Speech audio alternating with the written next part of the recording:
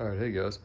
This is the 6-year, 70,000 mile update on the Jeep Wrangler Unlimited Rubicon 4x4.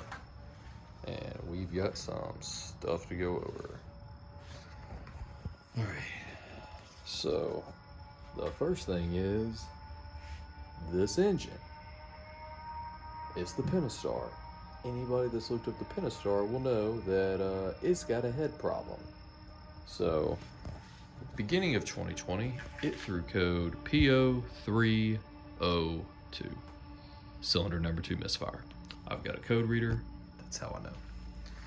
Anyway, it threw rows P0302. I, within 15 miles of it throwing it, take it into a dealership, and it sits there, and they tell me that it was a problem with the fuel, which I'm calling BS, but that's what they're sticking to.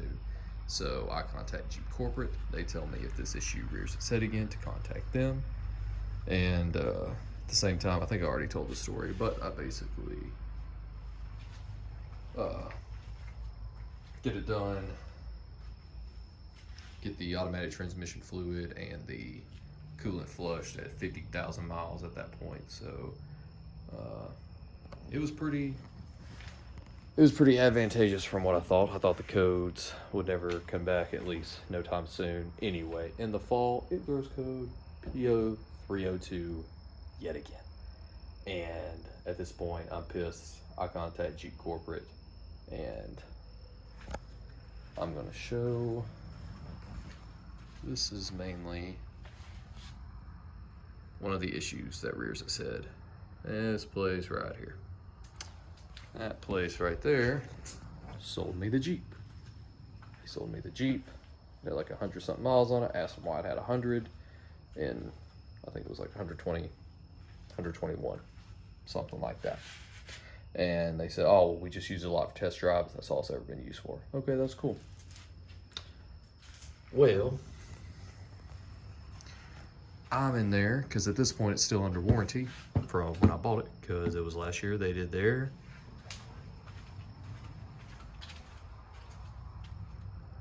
5-year, 100,000 mile powertrain warranty. That's the engine. Engine is part of the powertrain. So, the new dealership where I live at won't touch it. They say it's that problem with the dealership. Because, oh, I didn't buy this when I say it. Oh, I'm a liar. No, I've got the paperwork right here. What are you talking about? The dealership had pre-registered my vehicle months before I bought it. So I didn't have a warranty at all, thinking I did. So I've got 2 dealerships not wanting to help me with warranty work. However, Jeep Corporate heard me out and helped me out.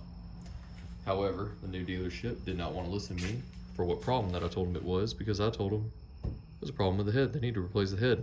They didn't. They replaced the rocker arms and said it was good. Within 1,000 miles, the code drops again, code P0302. I take it back up there and I'm pissed off.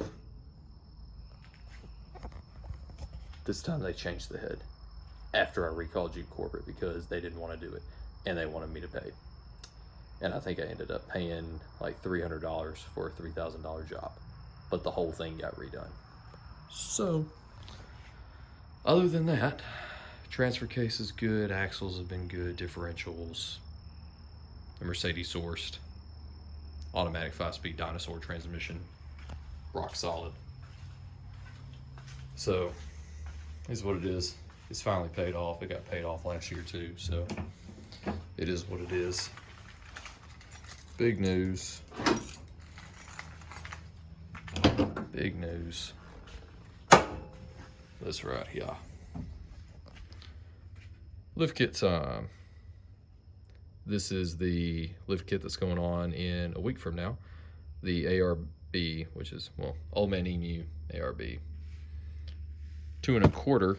I know it's weird. It's just a quarter. It's not a half or just a straight 2. It's a 2 1/4 inch lift kit. Sport. It's got the Nitrocharger sports chocks from Old Man Emu and the coil springs, obviously. You got the Packer set in there. I've got the relocation bracket. This this is the steering bracket, because I also purchased the steering stabilizer from Old Man Emu. Kind of complete the set. Anyway, that wasn't done. I needed more. I wanted it to be a proper lift. So I've got the TerraFlex exhaust spacer kit, which you need for all 2012 and up, because of you can have some parts contacting your drive line. There's a whole thing about it on there, but I've got that from TerraFlex. These are the TerraFlex front and rear forged heavy duty adjustable track bars. So these bad boys are going on to help get things back in alignment. And I went ahead and bought all 8 control arms from TerraFlex Sport control arms, which are for 2.5 to 3 inches of lift, but Old Man Emu usually gives a little bit more. So, and I talked to somebody, they said it should be fine. It's better than getting the adjustables, and you know, it's set. You don't have to worry about setting them or anything like that. They should be just fine for this setup, because I'm not wanting to go any larger than that. But that's going on in a week. But before it goes on, I'm going to do the new segment in earnest of washing your Wrangler. Is going to basically involve the entire detailing stage from the inside, even the undercarriage, getting the fender wells cleaned up, which will go in part to, I'm going to measure it and see how much lift I'm actually getting from the 2.25 inch lift from the Old Man Emu setup, along with the other parts I got. And I'm also going to take some still photos and do a video and see where it's lining up with the building out here. But it's going to go through all that. Like I said, the interior undercarriage, wheel wells, doing the wheels and the tires. It's going to have a gel dressing on there, doing it upright, making the tires look good. Then we're going to go through the you know, the regular stuff, the wash, clean the vehicle. I'm going to do a 1, possibly 2 stage paint correction kit, which you can see down there. There's some of the product. Don't really have any damage on any of this, no scratches, any real swirl marks that I could tell, but I'm gonna go over it better to make sure it's perfect. The only thing here, I'm lumping this in with the hood because this is so thin, it's nothing.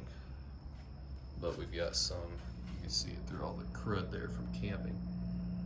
You know, scratches, swirl marks, paint defects, stuff like that. That's gonna go through. I'm gonna do a 1 to 2 stage, possibly paint correction process, definitely on the hood and that, and kind of show how that's done.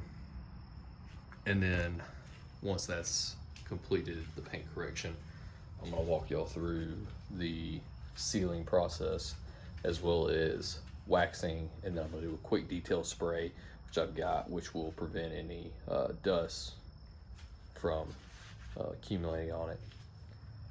And that's pretty much gonna be it. But I'm gonna try to get that done.